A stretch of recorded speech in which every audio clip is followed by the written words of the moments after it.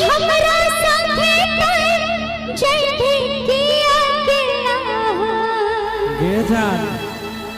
मतलब ये प्रेमी प्रेमिका कहते हैं दूसरे से मतलब शादी नहीं हुई, एक तरह से मान लीजिए कि अभी शादी नहीं हुई। अच्छा हाँ अच्छा तो कोई बात नहीं, हम आप हमारे लिए सब कुछ है, चाहे वो गर्लफ्रेंड समझे कि पत्नी समझे, जिस भाव को हम निभा ले। आइए कहिए तो।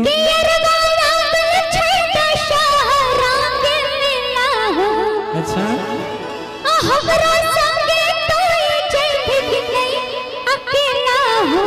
सुना कि हमर दोस्त अइतै साथे तू सहेली नहीं है। अच्छा मेला घूरही नहीं है, बुझलगे? हाँ ये बुझलिए। आके करो सगे हमर जान तू नहीं ले जई है, मेला घूमही नहीं है।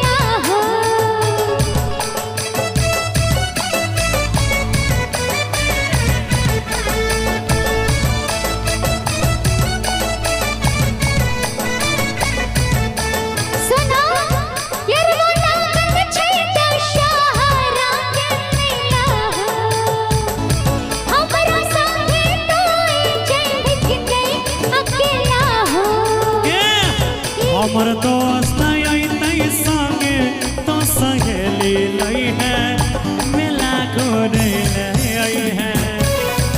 हमर दोस्त अइतै संगे तो सहेली नहीं है, मेला घूरे नहीं है।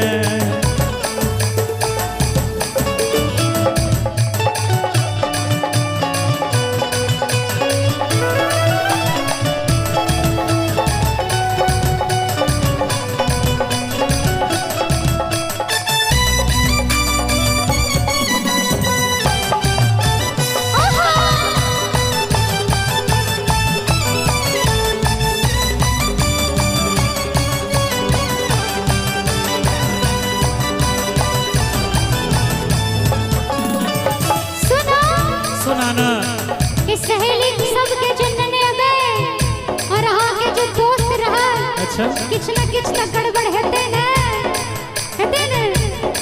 यरवा संगे जे सहेली तो होते झमेला रे।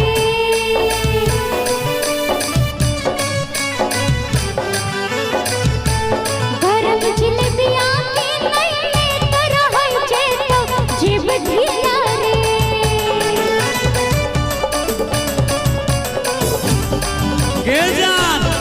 देवो सूट नीला नीला गोरे बहु जमुई के किला।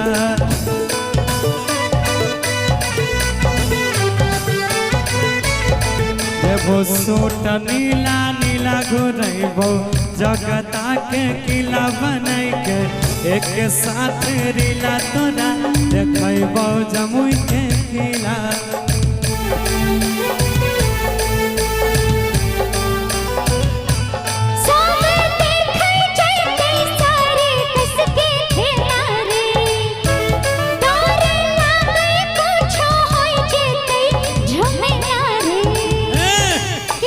दोस्त अइतै संगे तू सहेली नहीं है, मेला घूरे नहीं है।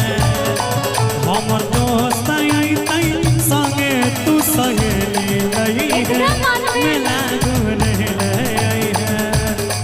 आके मैया के पूजै छी के कराल भोरे भोरे गे, मैया के पूजै छी के कराल भोरे भोरे कि मैया के छोड़ा रे मैया जैसे मांगे रे यारा रे मैया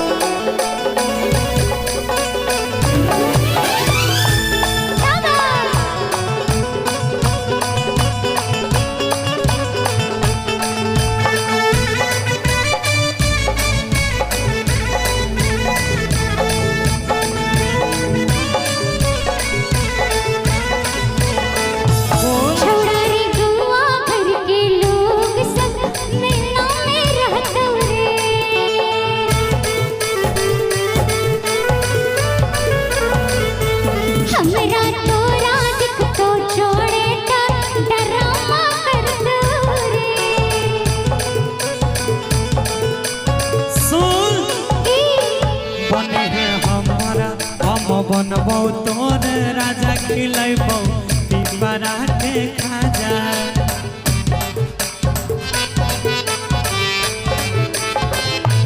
मौत के कुआं देखाई के रानी लेबै भर दाम माजा।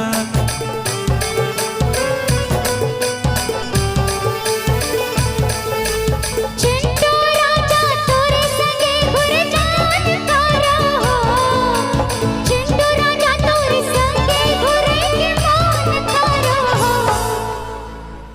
कि हमर दोस्त अइतौ आ सब छौड़ाइतौ संगे तू सहेली लई है ले भी ना एकदम मालूम है कि सब चलिएगा ना मेरे साथ मेला घूमने सबको। आपको सहेली लेके आना पड़ेगा। एकदम लेके आऊंगी। और कहिए कि दोनों मिली बीच मेला में हमारा से नहीं लड़ रही है। आइएगा मेला घूरे ले आई है। हमर दोस्त अइतौ संगे तू सहेली लई है मेला।